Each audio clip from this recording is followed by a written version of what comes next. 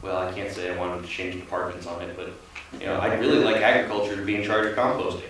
That kind of would make sense to me. Put it in agriculture. It's not waste. We are not waste. We're not solid waste. But the only way to do that would be massive legislation at the state level at this point. So it really comes down to the issue of the meat and the dairy and what a few bad actors in the past have done, where you know you have somebody who's trying to get rid of something on the down low and they go and think that they can do this and don't realize the kind of stench that they're going to make. But on the other hand, we a few years ago, I don't know, everyone remember the bird flu thing that happened a few years ago? So while we were all running around wearing face masks, the CDC was working with the Department of Agriculture to say, holy crap, if we have to kill all of the birds in the United States, what are we going to do with the bodies of these things that are potentially highly infective? And how do we get rid of them? We can't incinerate them, we can't bury them, we can't, wait a minute, we can compost them. So they did test batches on actual infected flocks. And lo and behold, the best thing you can do is compost it, because those little bacteria get in there and they change the pH of everything. And everybody really thinks it's the heat, but it's not the heat. It's the chemical reactions from the bacteria that are doing it, and that create the heat as a byproduct, but the heat isn't necessary to the process. What was I saying? Composting chickens. Yeah. So basically, CDC has come up with these CDC and agriculture and all these folks have come up with this process to say yes, you can compost this really toxic stuff and make it zero bad at all, and do it in a short period of time, and then you get a product out of it that is actually great for growing things. So. Is it okay if I ask a question? When do you think that you'll have enough practice down to further to be to write a bill? In which session? Would it be in 2020 or 2021? Oh God, that's so ahead of me right now. I just want to get to the point where I'm producing compost. Right. You know, if I can get, I figure if I can start producing compost, everybody else is going to be, well, I want to do it. Right. You know, so maybe get some other people involved to help with the rest of the process. But you know, I can't run this whole thing. So everybody complaining that the legislature would be useful. Complaining to the legislature, well, you've got to be specific in what you're complaining to the legislature about. You know, well, we want compost to be allowed farmers. We want them to not have to become solid waste transfer stations to do it and not have to go through that certification process. And we really ideally would like compost to be recognized as a farm commodity and something that's under the Department of Agriculture and not something that should be under other departments. That last one is a much bigger ask, partly because the Department of Agriculture has no teeth to do anything or reprimand anybody if they do things wrong. So that's, yeah, how was that? So citizens could rally around this by 2020 to get somebody to sponsor a bill. Yeah, that'd be great. Super. Please don't call my wife on this, I will get divorced. Well, we won't put your wife in the hot seat, but we'll find somebody else. All right. Yeah, she's working on the building code stuff right now, so she's busy.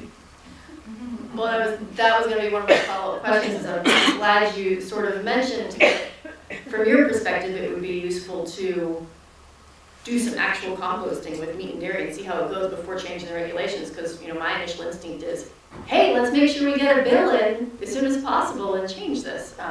But I can see why that may not be necessarily as practical for people like you who actually want it to be changed.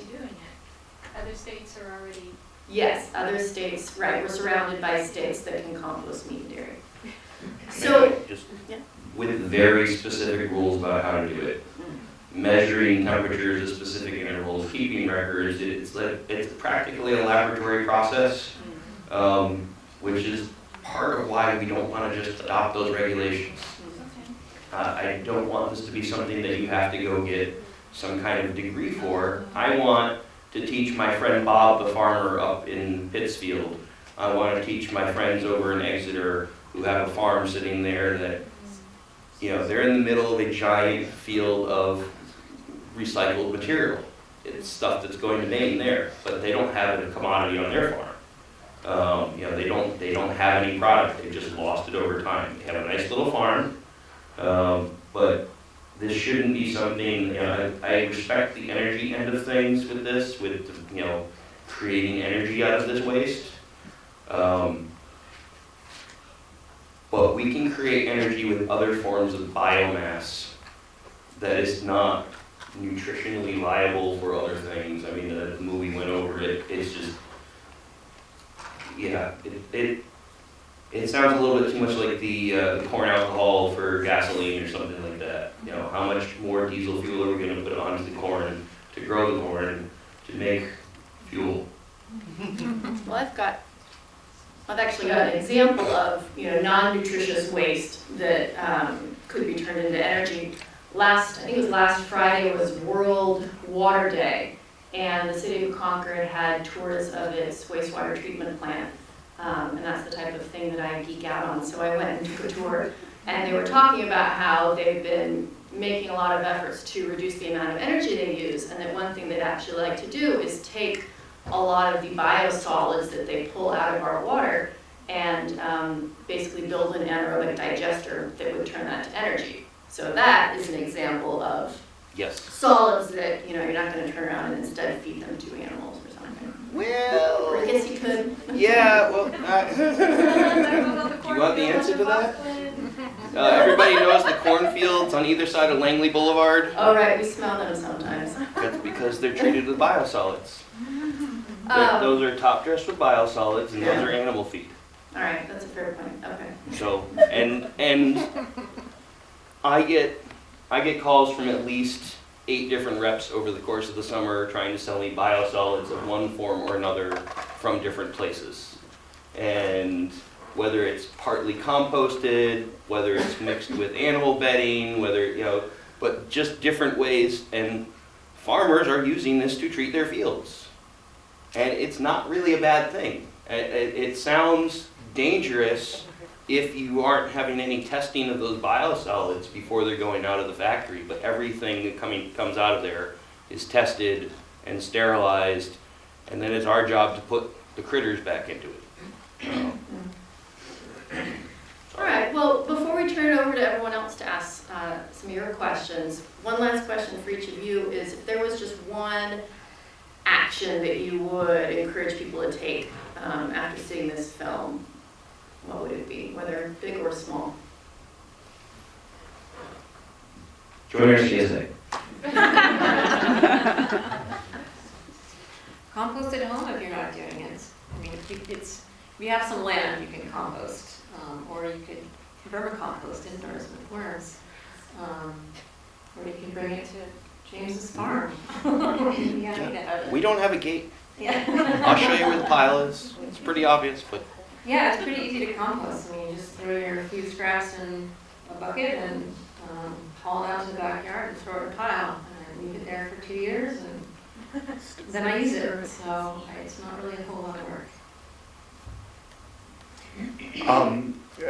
A lot of the film's focus was on what to do once that waste is already out there, but I just always go back to just reducing the amount of waste that we do, and you know, as much as we have gone towards recycling and composting, I'm always amazed, appalled at how much waste, you know, just seemingly out of necessity we have at the store and at my house. You know, I put a full bucket of recycling out every week, and it's like, where did this all come from? But there it is. So now let's open this up for your questions. And we will run a mic up so that everyone can hear your question.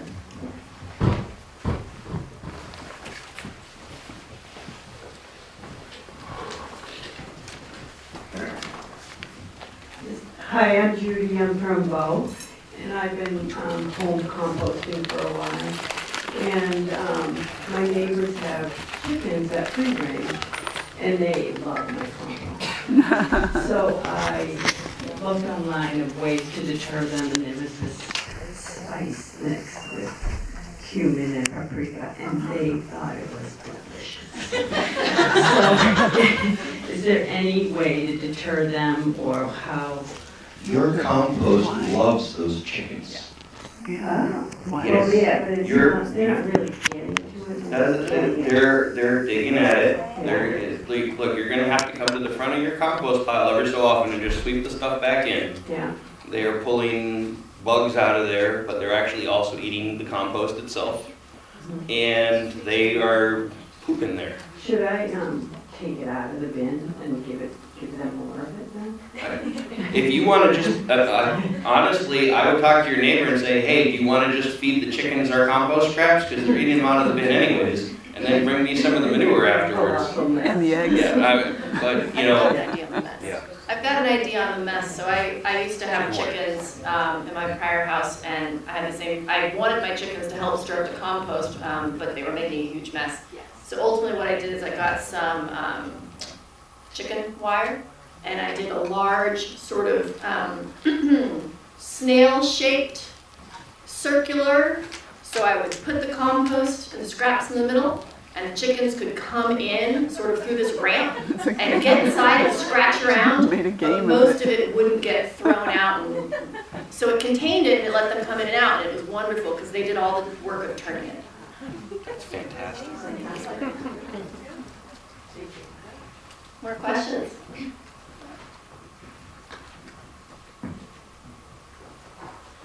Well, she's running, there's also a compost operation in Vermont that does, I think, 300 lane hens Yes. they just feed them compost, that's it. Yeah. Hi, my name is Jody and I'm from Hillsborough, and I have a question for Stacey.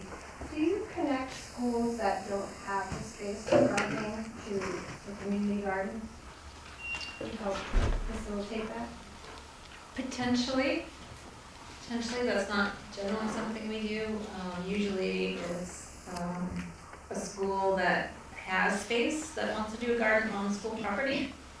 I have two schools that I volunteer at that are in Keene and Manchester, and they have zero space for that. So is that something we can call you for? Well, Sarah right there, she's looking at you. She's, Rachel, if you're in Keene, we should talk. Okay, I'll talk. and what school in Manchester? It's MC Squared, it's a charter school. Okay. I'm kind of starting a new farm to school work in Manchester, so if I can get your contact, we'll see if we can work something out. Thank you. Sure. How about raised beds and compost? I'm Bonnie from Hopkinton. I'm on the recycling committee in Hopkinton, and we had the opportunity last fall through NRRA, which is the Northeast Resource Recovery Association, to go on a bus tour to the Harvey Waste Management Facility in Westboro, Massachusetts. And what I'm thinking about is, in the movie, they talked about laws that were changed, I think, in France and Italy. And I think they were saying it had to do with all the wasted food from the food service industry. And they mentioned, like things are taken off the shelf and dumped because they're past the expiration date or the best if used by date, when they're really like honey or soda or something are perfectly fine, but they get dumped anyway. And one of the things that I've never forgotten from the bus tour last fall was they showed us some sort of extractor machine when they had containers that had liquids in them.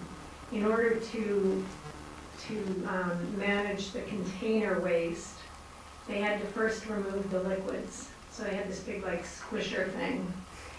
And I was standing there and I looked at, there were these giant tubs next to me, at least as tall as I am and 3 times my girth. And they said Sweet Baby Ray's barbecue sauce on them. They were giant tubs of barbecue sauce, untouched, unopened. And behind me were pallets stacked up at least my height of cases of Mountain Dew. And I said, why are these things here? And they said, well, probably there was a mistake in the label, or there was an expiration date or something, and because of the regulations on what can and can't be sold, they couldn't be sold, so they were at the extractor. And so I just wonder if there's something that we can do on a state basis to reduce the waste from the food supply industry.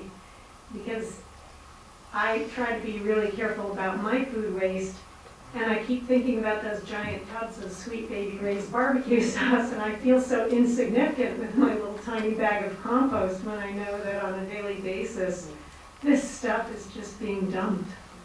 And I wonder what we can do legislatively or through awareness to stop that from happening.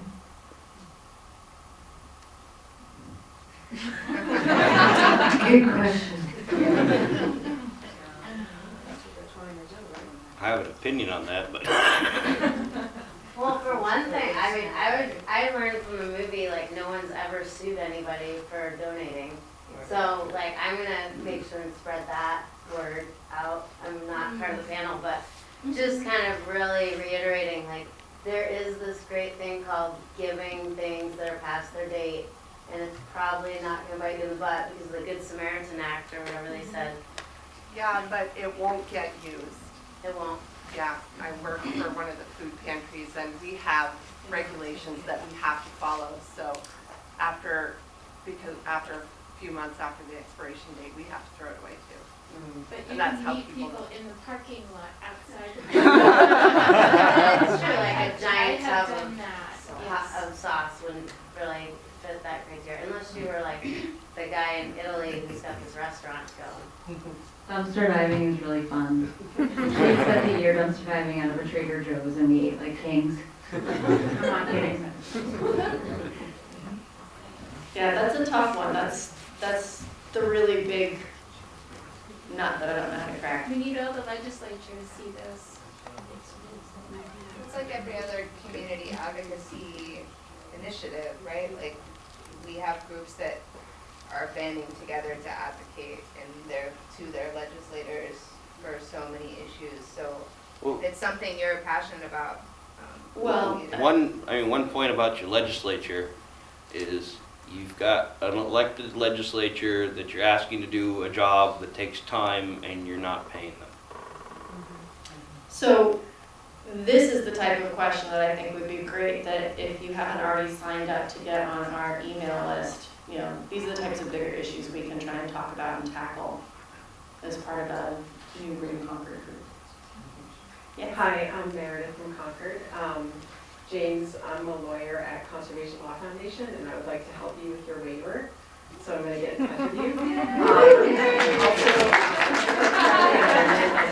Hold on, I can't hear. Oh, sorry, a friendly amendment to your comment about spreading biosolids. If you read the story recently about dairy farmer up in Maine who has to throw away his milk because there's actually PFAS that are in the biosolids that come out of wastewater treatment plants. So it's not all, good stuff. Yeah, and part of that, and I'm not as familiar with that story as I'd like to be, but I believe that biosolid had not been composted prior to being applied.